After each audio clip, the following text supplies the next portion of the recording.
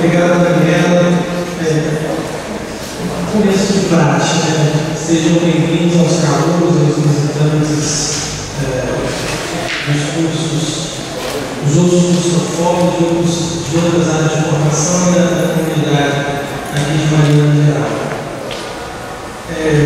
Queria agradecer ao professor André particularmente, porque, e aí, de certa forma, justificar um pouco da minha intenção.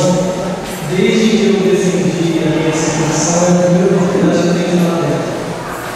Então, para mim, é um momento especial, mas como faz muito tempo que eu não falo dela, para justificar alguma carreira, alguma insegurança com a exposição.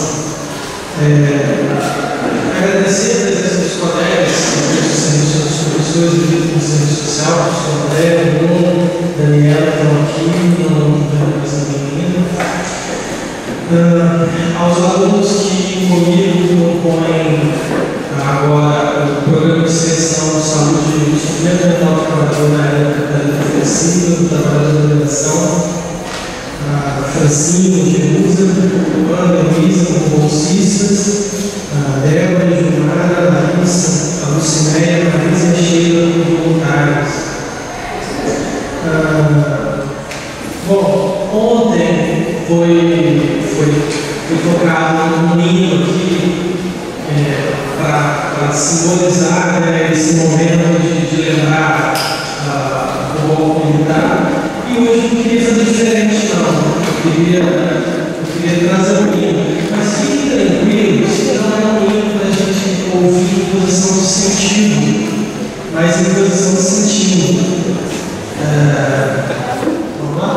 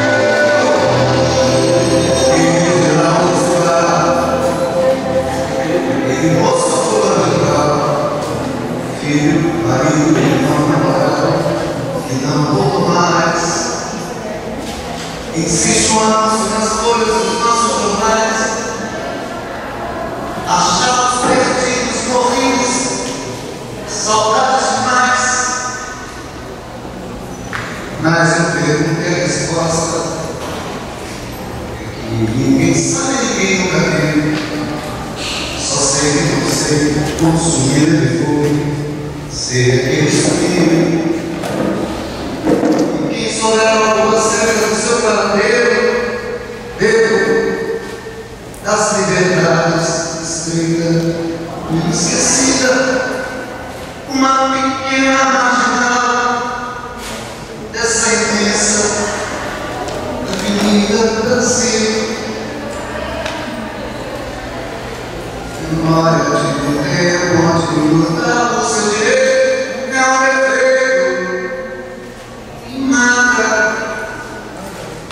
São tantas lutas e glórias, são histórias que a história qualquer dia contará. De obscuros personagens, as passagens das palavras são sementes espalhadas deste chão. De juvenais e de raimundos, dando juros de Santana, essa crença no menor do coração. Dos humilhados ofendidos, descolados oprimidos, que tentaram encontrar a solução.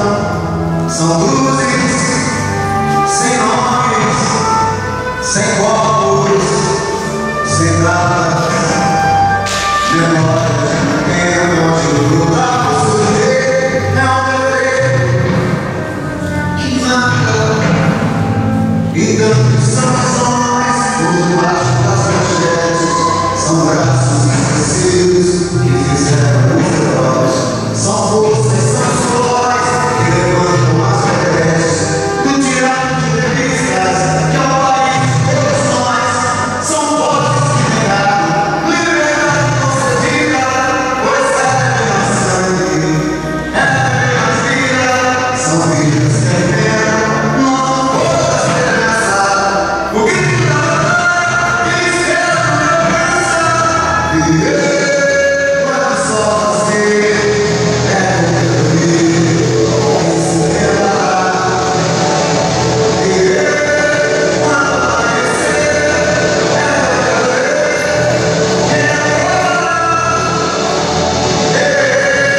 não posso esquecer essa alegria não se entregou como uma vida.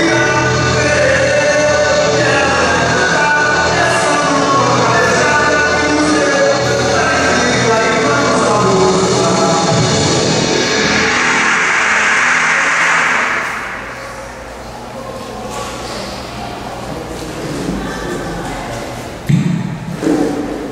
Não dá para dançar, mas a gente um pouco vai cantar. Bom, eu vou fazer a apresentação aqui, o que eu vou apresentar para vocês. Uma série de limitações. Uma limitação, a primeira, é como temos a responsabilidade das inconsistências e tem o momento de debate. Mas algumas limitações é importante já posicionar de cara. A primeira delas,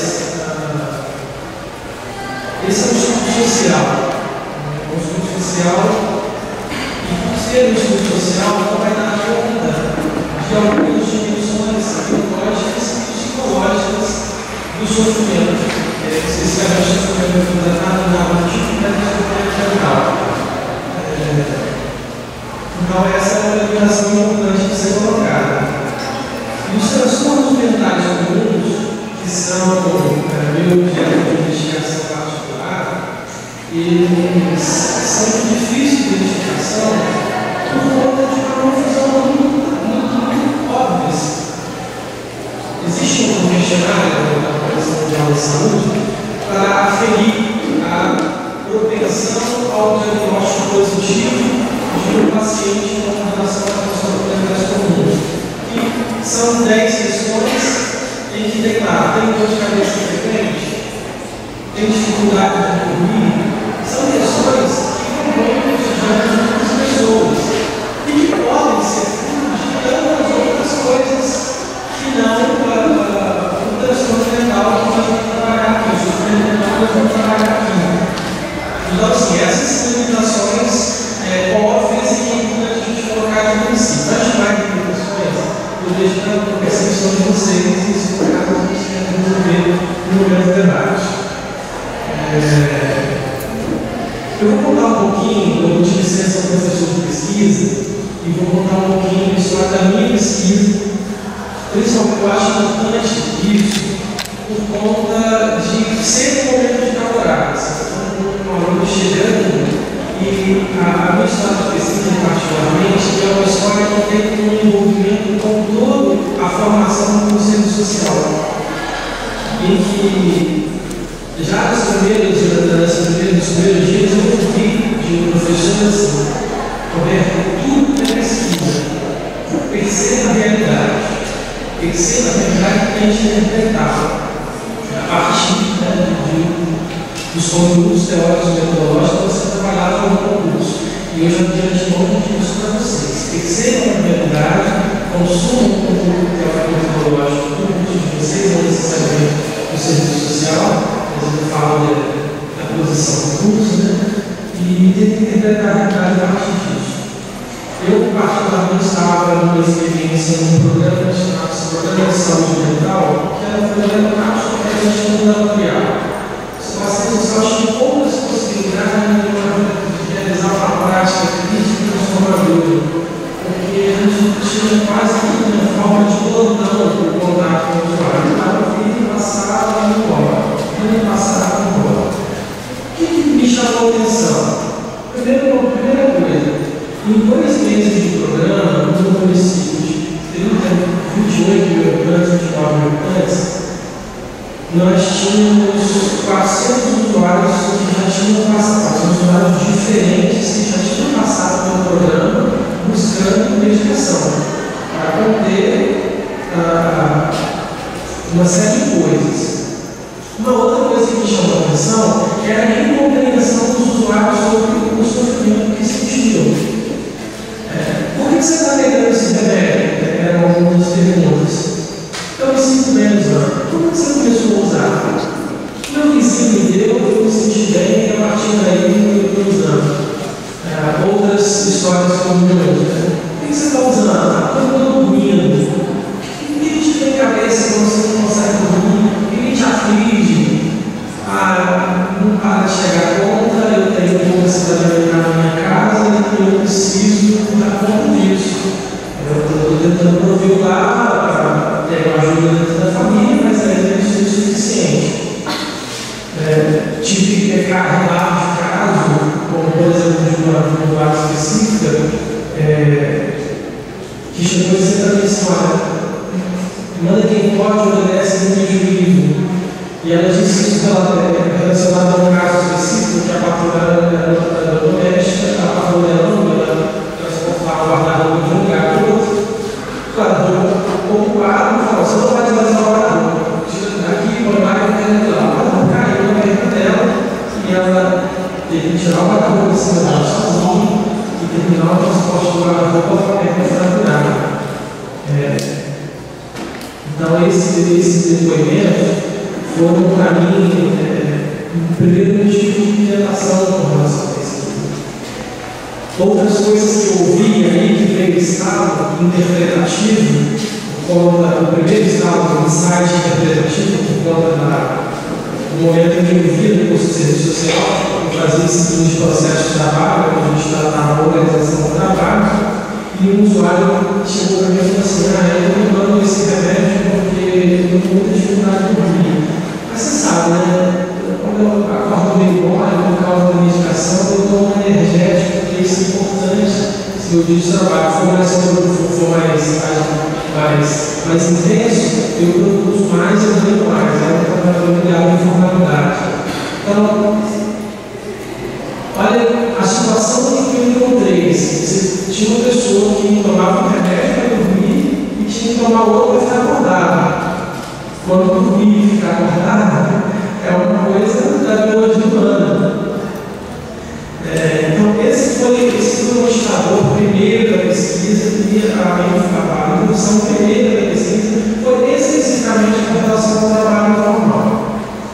Até que eu debrucei nos meus estudos sobre outras questões mais já de fundamento. São aquelas ali, as características humanas, das quais eu já posicionei a limitação da pesquisa. Bom,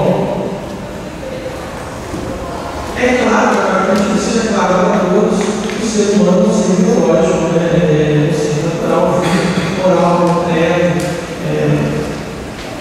e que pode expressa a sua existência em objetos reais. E o fato de expressar a sua existência em objetos reais significa também que deixe de ser experiência social.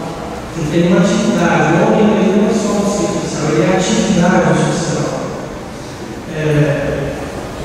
Sendo atividade social, a gente pode pensar concretamente que ele é também as suas relações sociais. Bom, o homem, como qualquer outro ser biológico, ele parte do natural, mas para o homem especificamente, o limite, o natural ele não é um limite, existe um salto ontológico que acontece, um salto ontológico descrito por Carson a partir do trabalho em outra categoria de ligação desse salto. Eu vou tentar explicar um pouco mais, é constrangedor para mim que a gente tem um especialista aqui, eu vou tentar explicar um pouquinho a característica do trabalho enquanto salto, enquanto categoria de ligação, enquanto essa categoria teleológica humana. O ser humano é um ser que põe determinações das coisas. Tem uma passagem no capítulo do trabalho do Júlio Carlos, que ele pega de Aristóteles, que eu acho interessante para perceber isso. Bom, uma pedra da natureza como uma pedra, mas o ser humano é capaz de colocar a essa pedra uma determinação que ela originalmente não estava disposta a realizar. Então, o ser humano põe uma determinação completamente diferente do que ela naturalmente realizaria. Então, eu posso transformar o que seria uma pedra num tijolo que consecutivamente várias pedras vão determinar que as pedras se transformem em uma moradia, por exemplo. E por que o trabalho especificamente seria a categoria de realização do salto ontológico, a categoria de ligação entre a particularidade individual, natural e a particularidade social? Exatamente porque o trabalho é a única categoria em que eu inicio um processo absolutamente subjetivo e eu realizo ele objetivamente. Então, eu tenho um processo inicial que é absolutamente meu, mas que ele só se processa em sociedade. Ele só se processa quando eu objetivo aquela subjetivação inicial. E assim, em um processo dialético, se desenvolveu o trabalho. Eu posso, a partir de observação, de realização de outros seres, subjetivar aquela realização, ser capaz de copiar, reproduzir, enfim. Então, são postas, até como grosseiras, são postas os três pilares das características humanas que eu trabalhei. Bom, o que eu tirei disso? Por que eu estou falando essas coisas? Bom, aí veio o segundo insight de investigação. Quando eu observei, a partir desse capítulo eu conheço uma leitura isolada, eu observei que existe uma categoria, existe uma provisão teleológica que é característica humana. Bom, e aí eu pensei,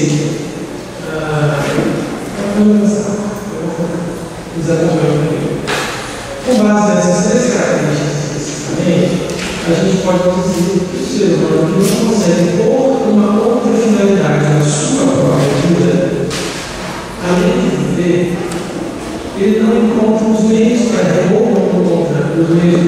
realizar esse fim, ele tem dificuldade de encontrar, ele está imerso em um cenário limite do transtorno, um cenário favorável ao surgimento de um transtorno, de um sofrimento mental. Ao desvendar essa afirmação, a gente pode dizer que uma realidade social na qual as necessidades biológicas básicas do ser humano não podem ser atendidas na qualidade de quantidades adequadas, que está estipulada na leitura do Leandro, de favorecer os processos teleológicos de transformação restringe o ser ao pragmatismo recondutor dos processos sociais.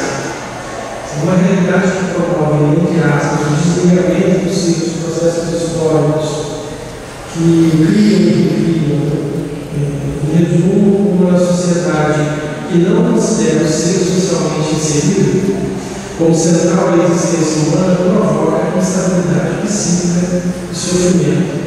Essa basicamente é parte da crítica do Marx à ontologia liberal. Eu queria destacar que eu não conheço ainda um pensador que tenha sistematizado a ontologia do pensamento liberal ou nunca sistematizou a ontologia do pensamento de Marx.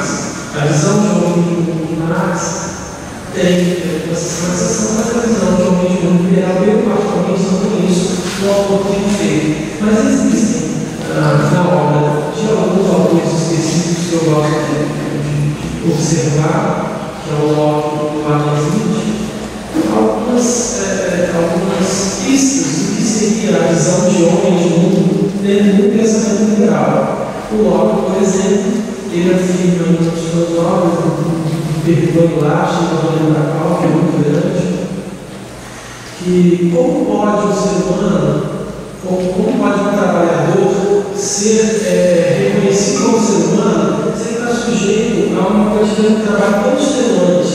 No máximo, ele pode ser considerado um grupo de carga. Só é ser humano nesse caso porque ele não está nesse cotidiano de trabalho. Já até expressa a visão do homem de mundo. Então, o homem é aquele que tem, não aquele que é a base da crítica de Marx, essa teologia. E o Smith tem uma ideia na riqueza e realizações, mesmo eles são resumidos de falar,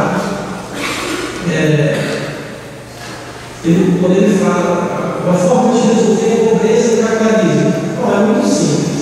Resolver a pobreza e o capitalismo é só a gente eliminar os seus filhos mais fracos. Ou seja, criança que nasce pobre é melhor que outra que a gente não tem mais pobre. Aí a gente começa a entender, a gente amarrar no poste, apanhando na rua, né? É a expressão cotidiana de que a ontologia liberal é o paradigma concorrente. Bom, seguindo a nossa viagem, a partir dessas observações, eu passei a ter como linha investigativa o que se dava a encontrar na realidade social um elemento particular que iria sustentar essa posição, que seria a estabilidade. Então, precisava encontrar no cotidiano expressões da instabilidade social que, segundo ele, teriam em instabilidade psicológica.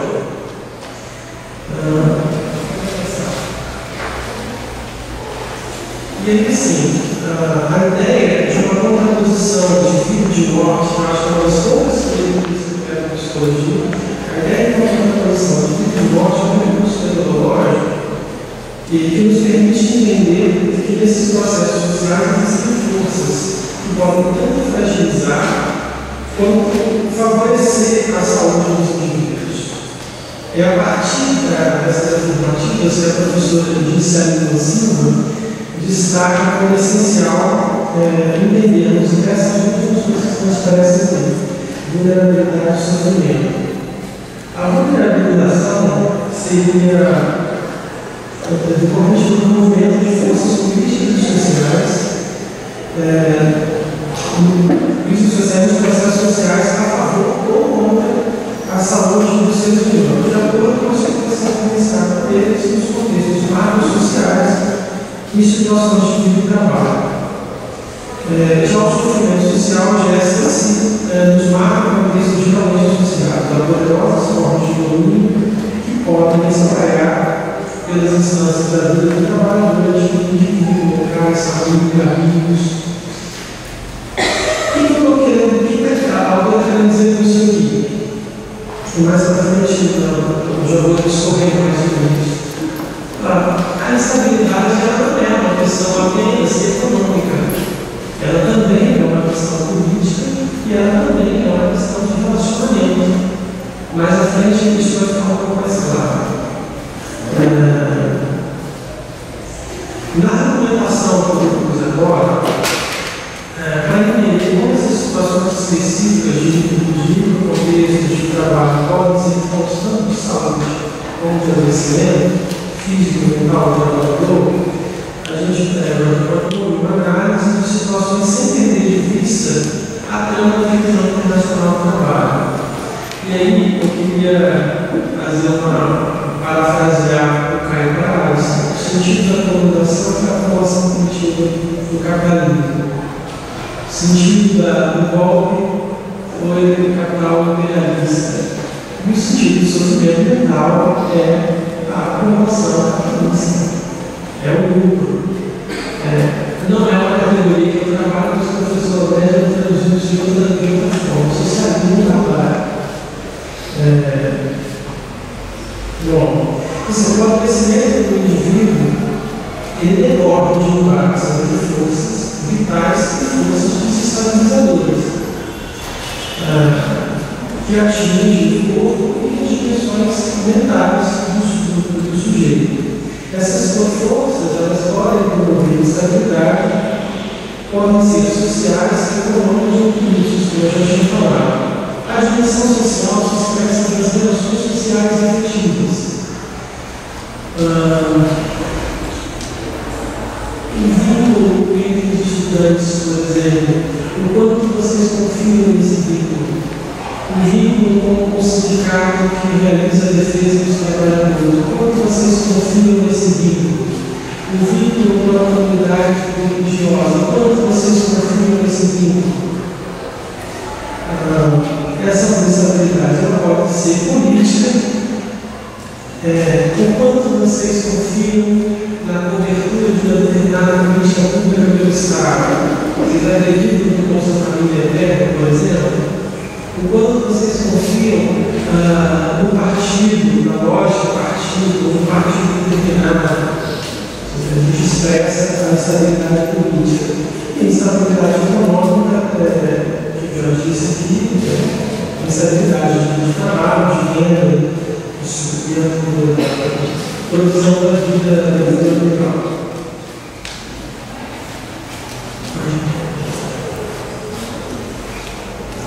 Vamos falar um pouquinho do Fordismo, tentando entender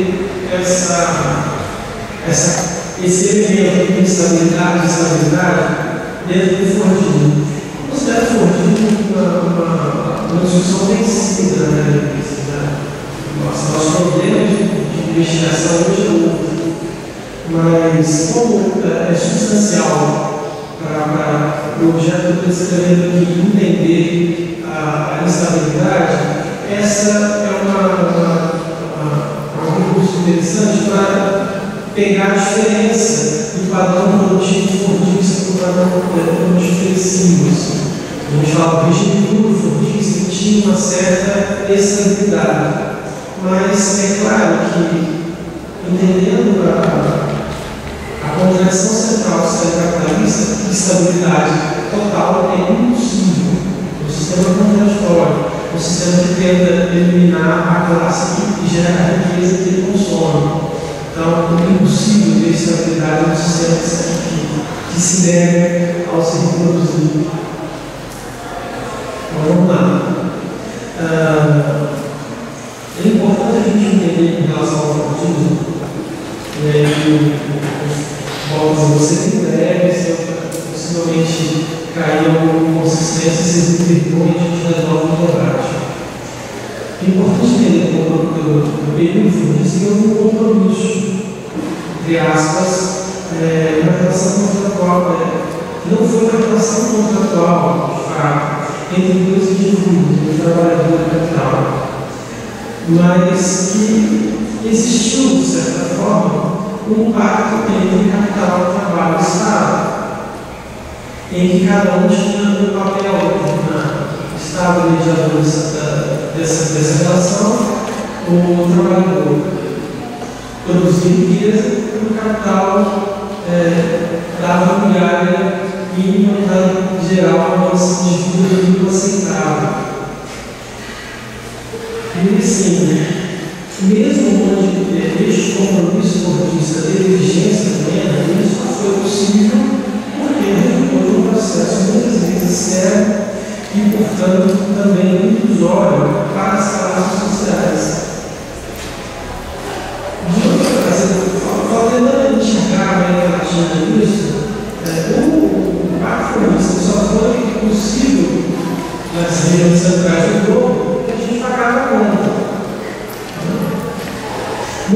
limite desse compromisso circunscreveu a luta de classes, a disputa pela definição dos termos e do campo de aplicação do compromisso. Isso leva a considerar esse pacto como uma barganha na qual o proletariado renuncia à luta revolucionária. Eu estou falando isso a partir do canal renuncia à luta revolucionária de transformação comunista da sociedade e, em contrapartida, recebe a garantia da seguridade social e a satisfação de interesses de classes imediatas e vitais, como relativa estabilidade do emprego, crescimento do seu nível de vida, redução do tempo de trabalho, satisfação de algumas necessidades fundamentais, como saúde, educação, formação profissional, cultura e lazer. Volto a dizer, este compromisso, de forma que eu vi aqui, é um compromisso que se expressou no centro nervoso do capitalismo. A América Latina não foi isso. A América Latina não renunciou à revolução, como o Rio coloca. Para o autor do livro, e a perspectiva de sair da miséria, da instabilidade, da incerteza do futuro, da opressão desenfreada, que caracteriza a condição proletária neste momento. A possibilidade de ter uma vida, se não agradável, pelo menos suportável. Ela está dizendo que faltam 15 minutos. Mais 4. Eu vou dar um conjunto, então. Ela está aqui, ó. E aí? Eu chego aí e você fala, eu vou fazer isso, eu vou concordar. Bom, você me viaja para a qual você me belisca.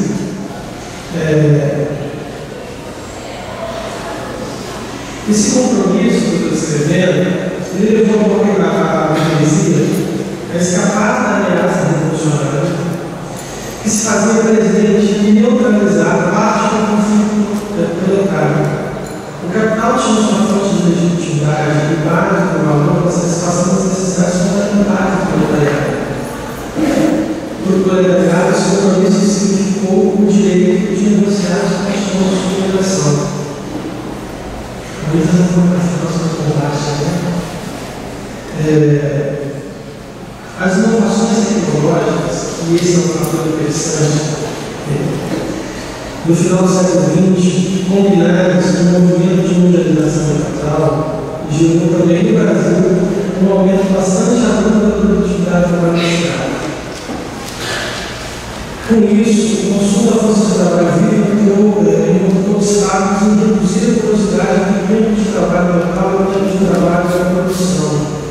Para o aumento da produtividade, a ideia é transformar todo o trabalho em um trabalho não pago.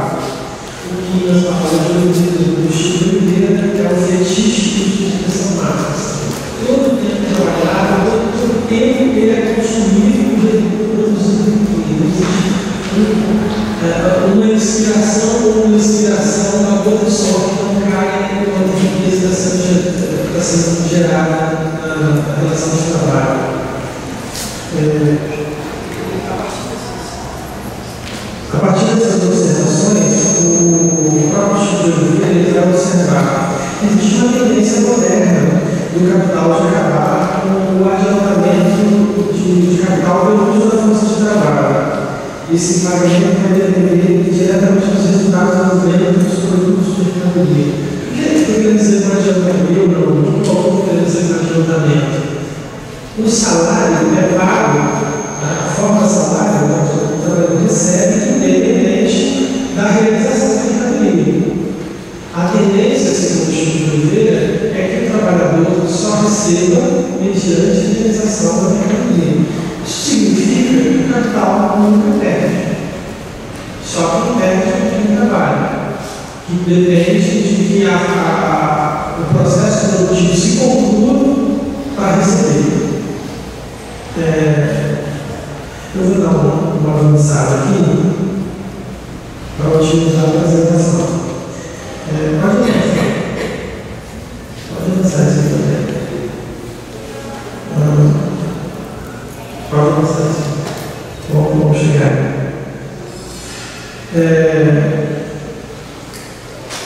Ali, o que eu avancei, que eu vou chamar vocês rapidamente, porque eu estou avançando ali, das tendências de transformação, da tendência de quebra do Fordismo. Então, assim, o padrão do tipo Fordista funcionava como eu tinha dito, uma pseudo-estabilidade que levava o trabalhador para algumas certezas na vida. Certeza de ter mínimas condições e certeza de ter colocar muito entre aspas, sabe? Certezas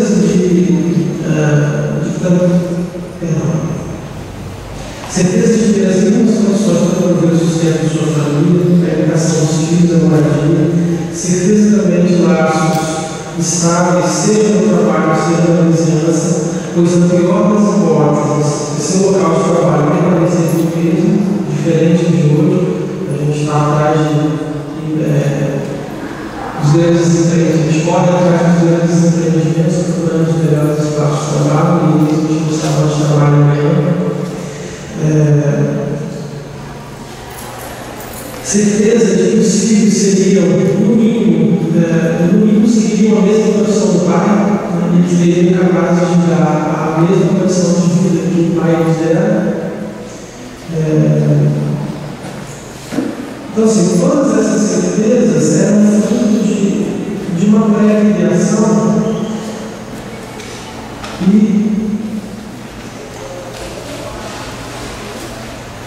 todas essas certezas eram fruto de uma pré-criação de possibilidades reais dentro das condições materiais que se expressavam naquela época. Com a manutenção, com a mudança do padrão flexível, a instabilidade agora torna-se a regra do jogo. A regra do jogo posta aos trabalhadores.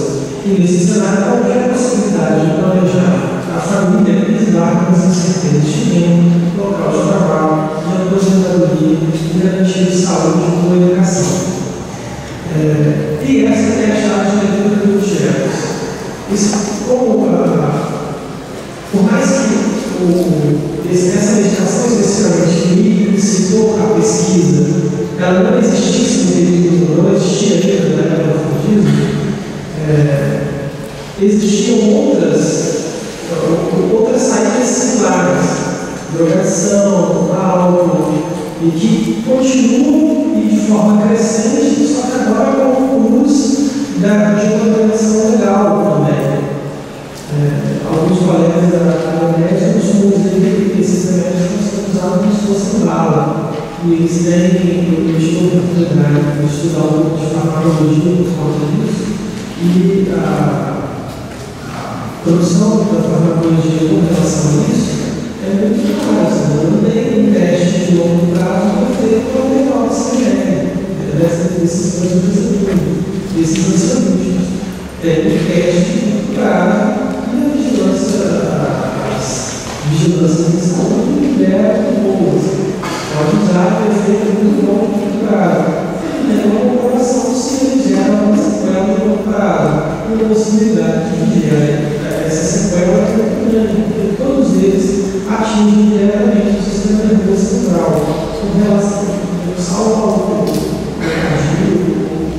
os relaxantes musculares, todos os outros, dentro dos indivíduos, eles atingem o sistema nervoso central. Eles puxam a tomada do sujeito que fica desintegrado. Possivelmente você já tem tido algum contato com alguém sobre o efeito de rivotril, de captopril, de serenata, a pessoa fica dormindo e acordada. Então, esse tipo de medicação atinge diretamente o sistema nervoso central.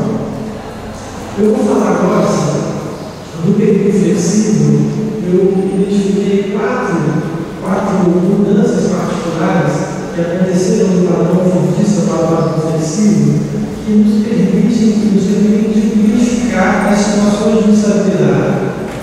A informalidade, a terceirização, a intensificação do trabalho e a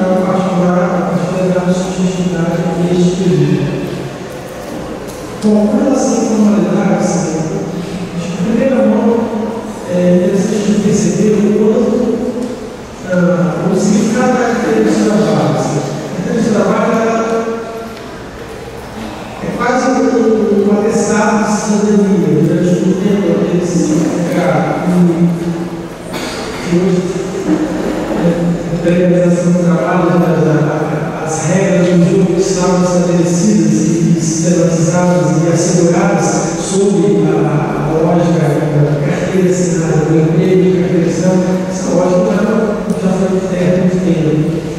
E assim, existe uma autora especificamente que trabalha a categoria de estabilidade, ela diz que a estabilidade é prejudicial, ela não é uma coisa à parte do processo produtivo, ela compõe o processo produtivo. E ela usa a expressão fios invisíveis, né? São fios invisíveis que associam os vários tipos de trabalho a casos como as relações de salário são baseadas em contrato de trabalho regulamentado e que os funcionários trabalham sem condições de segurança. Ou seja, descredenciando boa parte das coisas que estivessem sem ter. Fazem uma vez sem receber, existe eu tive a oportunidade de contar com um profissional de tecnologia da construtora e era absolutamente alucinante o cotidiano dele. Primeiro, que ele tinha tempo de trabalho, mas ele não tinha tempo de não trabalho, porque ele tinha em casa celular e computador. O tempo de não trabalho era absolutamente nulo. A diversão dele era trabalhar.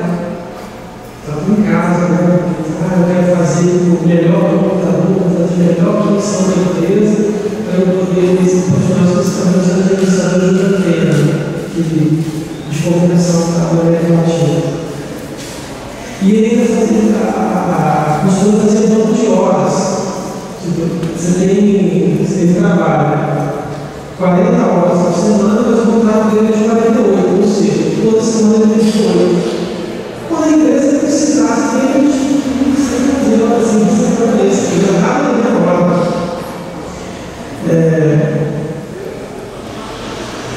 Enfim, além desses fios, dessas relações invisíveis que a outra coloca, existem outras. Existem os trabalhadores formais que também, mesmo no cotidiano do trabalho formal, ele realiza uma atividade informal. Um exemplo característico são as vendedores e vendedores de cosméticos em revista, não só cosméticos, mas tem infinidade de coisas dentro da revista. Você está no seu trabalho, você está na revistinha para apresentar um colega ou um cliente, não sei como é que é o universo de cada um de trabalho. Uma outra característica onde a gente pode perceber estabilidade a partir do sistema, a partir da flexibilização do trabalho, é a terceirização. Com relação à terceirização, eu vou mostrar um gráfico.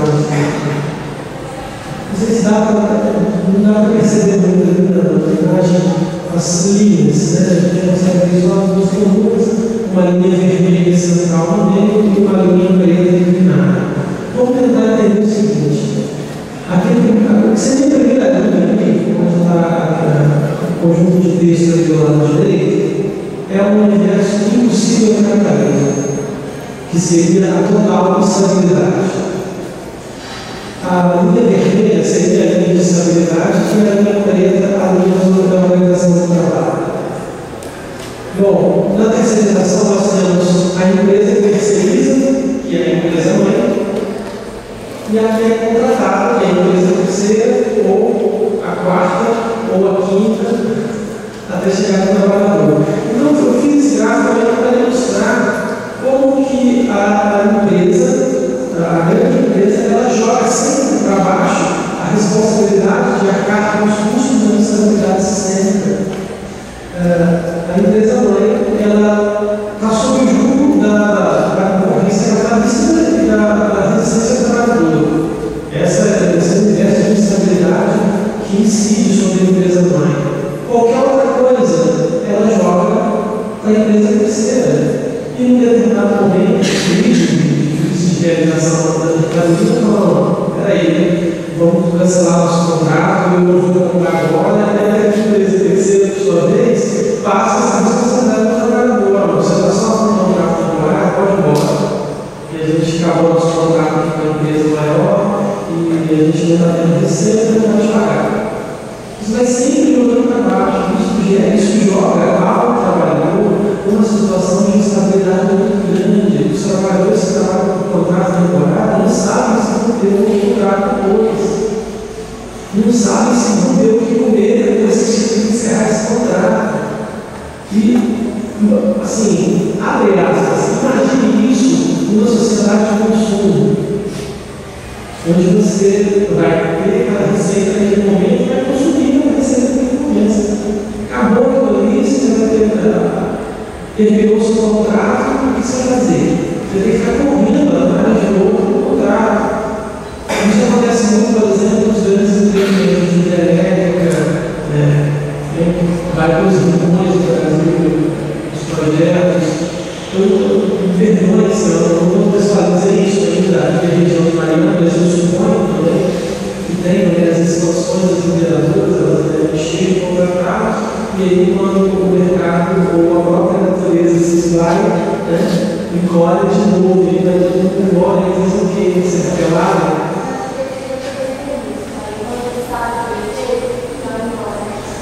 Exato, tem os contratados, os cargos de confiança do condomínio também.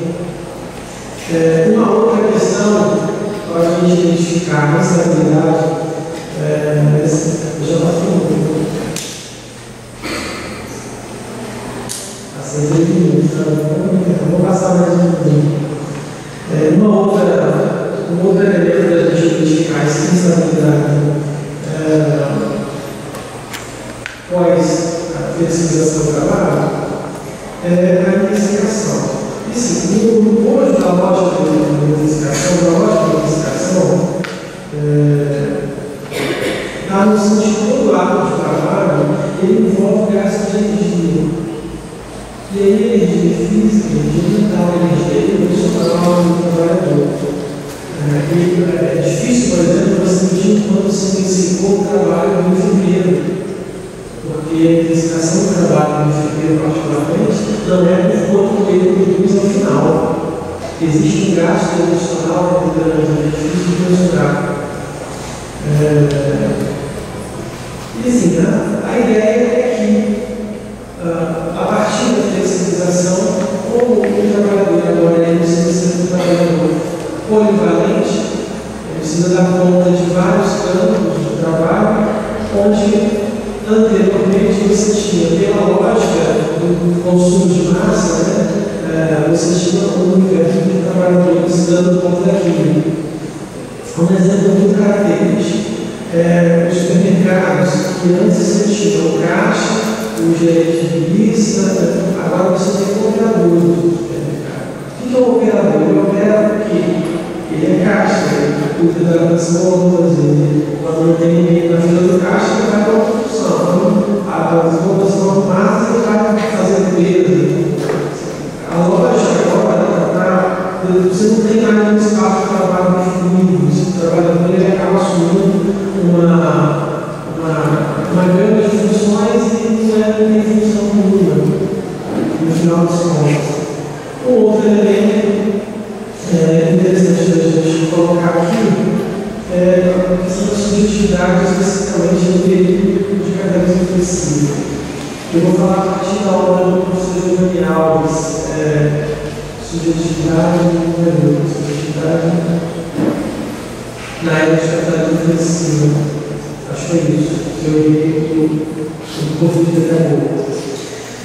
O toyotismo é a ideologia orgânica do novo complexo de estruturação produtiva de capital, que tem como pressuposto, enquanto modelo de gestão, a absorção da subjetividade do trabalho vivo, com o envolvimento ativo dos empregados no processo de produção de mercadorias.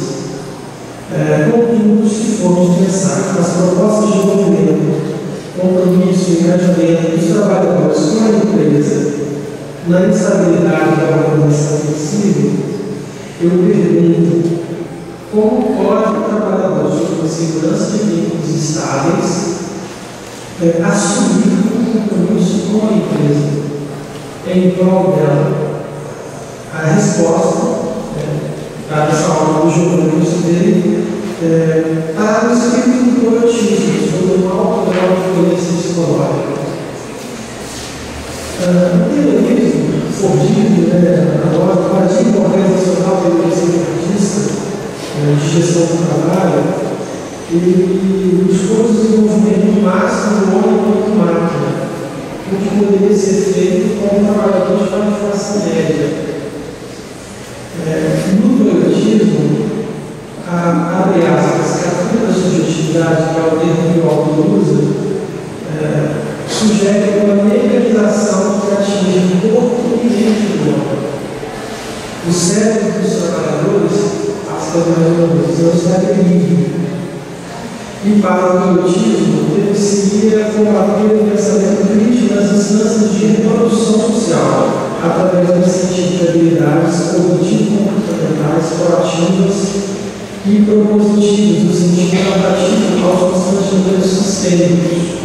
Em outras palavras, o que se buscou foi o incentivo à canalização das forças cognitivas do trabalhador na defesa da classe que o antagoniza.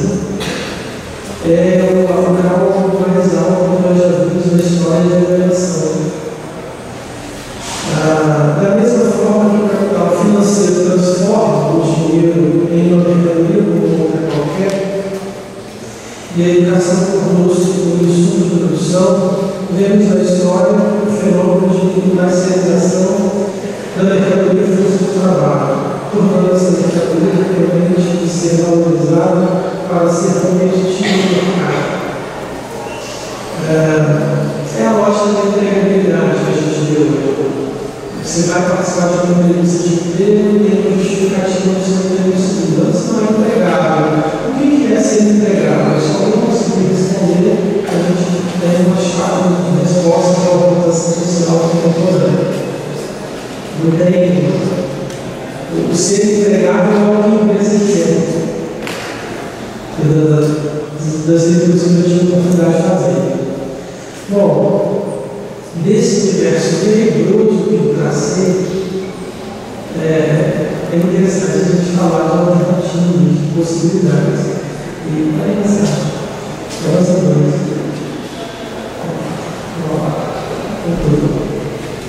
Um elemento de conclusão, eu queria dizer assim, que o político é um traço da estabilidade, que eu não trabalhei a exposição, mas vocês podem perceber,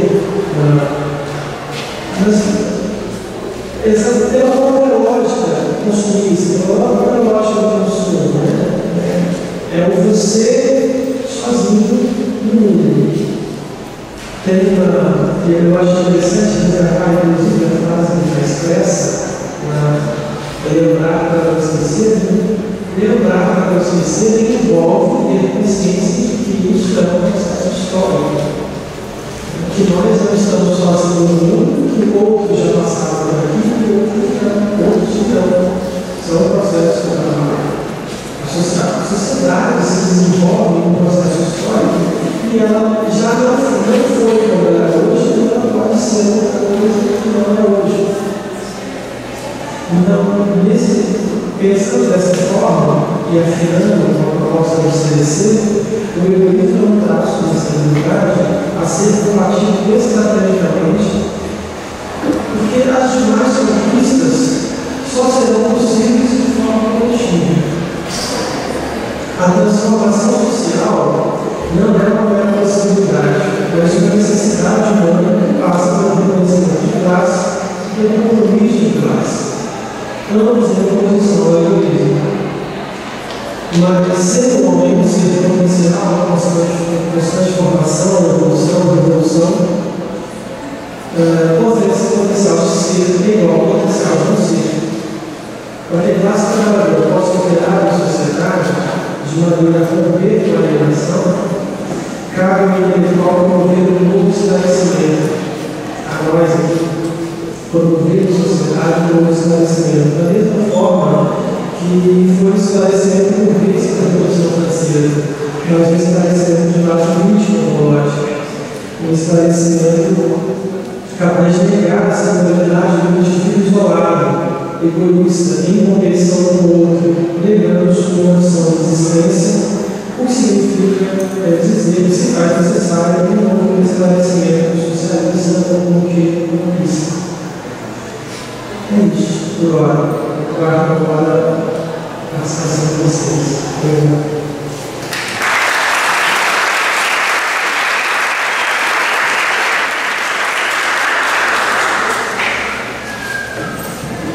Bom, agora nós vamos abrir então, esse momento do debate, vou pedir o auxiliar jurídico, tá? Para fazer as inscrições. Eu sei como você prefere, né? Um bloco de 3 perguntas ou mais, para ser 3. Então nós vamos fazer em bloco de 3. Os convidados que quiserem fazer as perguntas ou população podem se inscrever.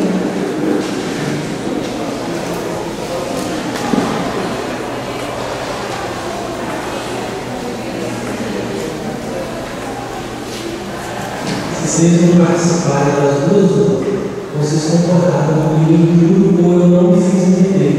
Para eu dormir tranquilo, eu vou pensar se vocês concordaram comigo. Se eu achar que vocês não fizeram entender, eu não vou ter essa noite de sono.